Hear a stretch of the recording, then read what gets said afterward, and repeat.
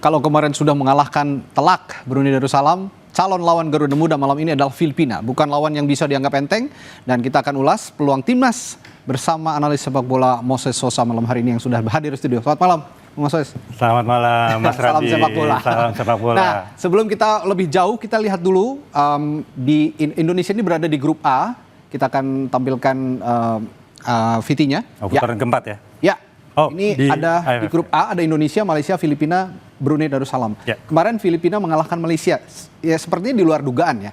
Malaysia kan biasanya punya tradisi melawan. Tapi kali ini sepertinya meskipun Malaysia tidak terlalu banyak keeping ball, tapi Filipina akhirnya yang bisa keluar sebagai pemenang. Anda melihat bagaimana calon lawan kita malam hari ini? Ya, Filipina yang memang di luar dugaan ya. Filipina bisa mengejutkan Malaysia, mengalahkan mereka 2-0 dengan bermain ya dengan begitu-begitu saja.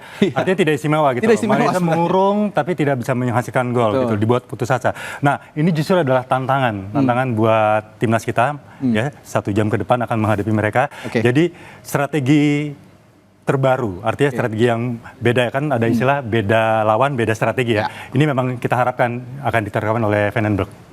Ini tapi kepercayaan diri lagi tinggi-tingginya. Lagi tinggi-tingginya, 8-0 ya. Selanjutnya kita lihat lini per lini, di belakang timnas Indonesia, ada siapa saja kira-kira? Di lini belakang timnas kita, dari kiper dulu, dari penjaga gawang sepertinya Cahya Supriyadi tidak akan tergantikan ya. Kalau kemarin starternya Cahya kan sempat diganti, sepertinya akan ada alternatif malam hari ini menurut Moses? Lawan Brunei kita menang 8-0, starternya Ardiansa ya. Jadi Ardiansa ya, jadi clean sheet. Sepertinya memang Van den Berg akan menerapkan don't change the winning team. Saya pikir Ardiansa akan berada di bawah misar gawang sejauh ini ya, kita lihat perkembangannya nanti seperti apa. Walaupun sebenarnya Cahya Supriyadi dan Dava juga punya peluang untuk itu. Oke, di lini belakang setelah penjaga gawang ada beberapa nama juga, saya lihat kemarin juga ada Ferrari dan beberapa nama lain, yakni dia, Brandon Shoneman, Kakang Rudianto, Donitri Pamungkas, Avarezi Buffon, Ferrari, Kade Karel, Frankie Misa, dan Ahmad Maulana. Kira-kira starter, center back, kayaknya bakal 4 lini belakang karena diisi 4 orang ya? Ya, sebenarnya lagi-lagi tidak akan mengubah formasi ya. 4 di belakang seperti saat melawan Brunei, Ahmad Maulana ada di fullback kanan, kemudian di fullback kiri ada Donitri Pamungkas, dan di tengah Ferrari berduet dengan Brandon.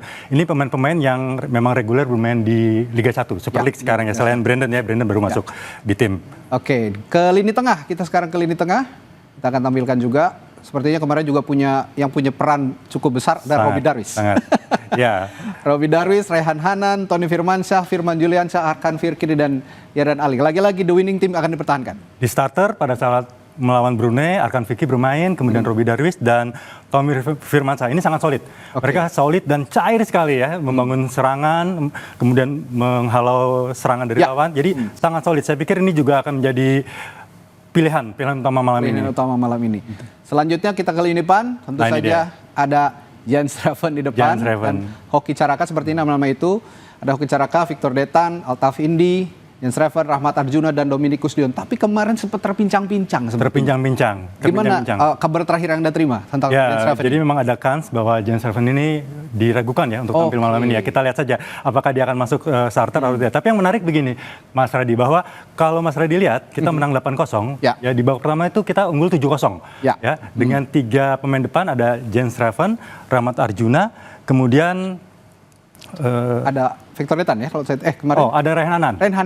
Nah, di babak kedua ya Rehan Hanan ditarik bersama Rahmat Arjuna dan kita hanya mencetak 1 gol. Jadi memang ini memperlihatkan bahwa pilihan pertama starter pada saat Brunei bisa jadi opsi utama disajikan melawan. Kenapa kalau Anda melihat kemarin agak kendor di babak kedua lini serang kita? Ya bisa jadi karena ada perubahan atau memang cooling down pemain, ada perubahan komposisi pemain.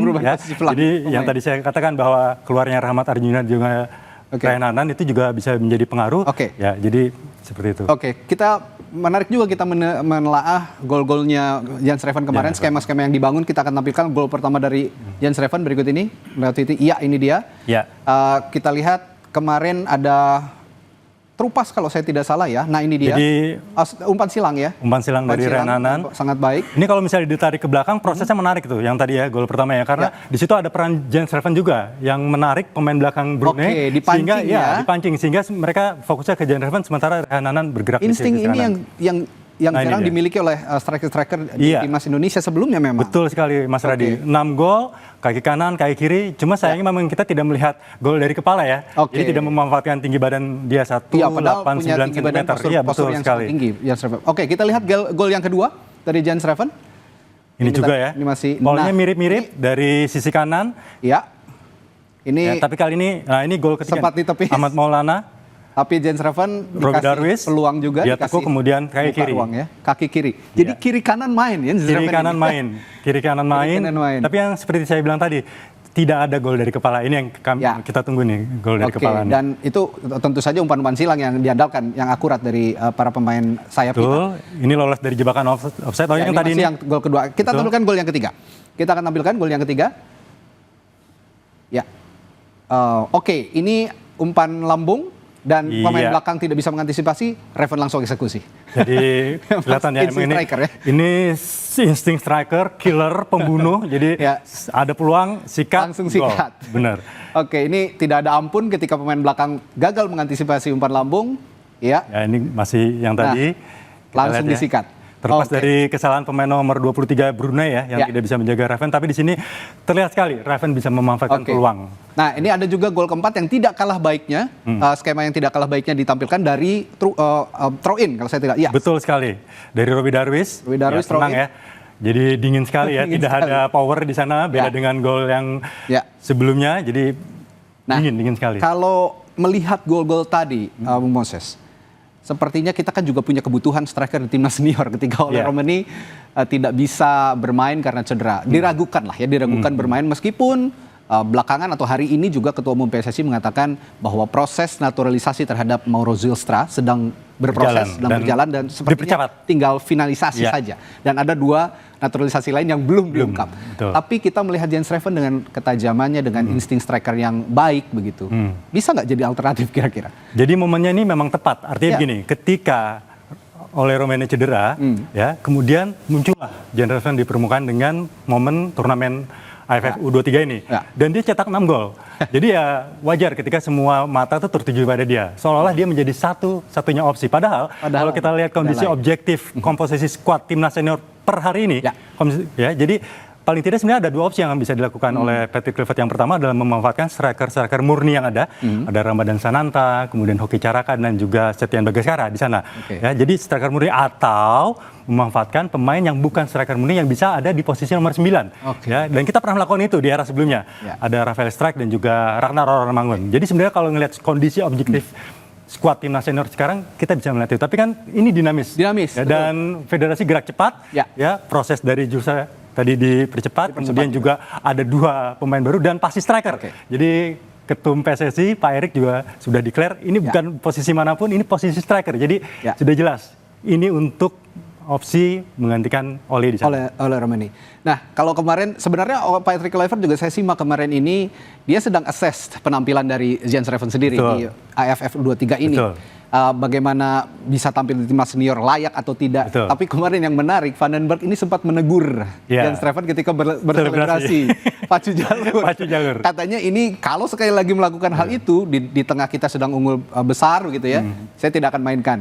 Ya. Ini memang satu pendisiplinan terhadap pemain yang menurut Anda tepat dilakukan oleh Vandenberg? Ya, saya pikir sah saja ya, tiap pelatih punya karakter dan Ya. cara mendidik yang masing-masing gitu. Ya. Jadi apa yang dilakukan oleh Vandenberg saya setuju dan ini bisa menjadi pembentukan karakter dari Reven. Masih 19 tahun Reven ini. Betul. Seperti itu. Tapi saya tertarik dengan apa yang tadi Mas Radi disampaikan bahwa ini gimana nih Patrick Kluivert melihat Reven. Betul. Ya. Reven maksud saya harus membuktikan penampilan dia di AFF ya. AFF. Dan yang lebih pentingnya lagi adalah bagaimana dia bermain di Super League nanti bersama Bali United. Ya, betul. Itu yang paling Ini penting. baru Kenapa? Karena promote juga di Agustus nanti itu Bali United. liga berjalan, Ya. kemudian September kita menghadapi FIFA Matchday, menghadapi pertandingan persahabatan Libanon dan Kuwait. Ini sebenarnya ajangnya. Apakah dia layak? Seperti itu. Walaupun memang ya jangan lupa masuknya Reven di timnas U23 ini juga pasti atas dasar pertimbangan dari Patrick Kluivert gitu loh. Pelatihnya Vandenberg. Jadi dia dipanggil. Nah, kalau gitu pertandingan nanti malam ini melawan Filipina meskipun katanya agak diragukan Reven bermain, Ya. mudah-mudahan ada kans menjadi pemain pengganti dan nanti di pertandingan berikutnya melawan Malaysia dan di fase-fase berikutnya Piala AFF bisa jadi ajang pembuktian buat Reven dan Kluivert setidaknya bisa melihat alternatif lain pengisi pengganti Oliver Norman dari sosoknya Jens Reven ini kira-kira? Ya, tentu saja. Jadi Ya.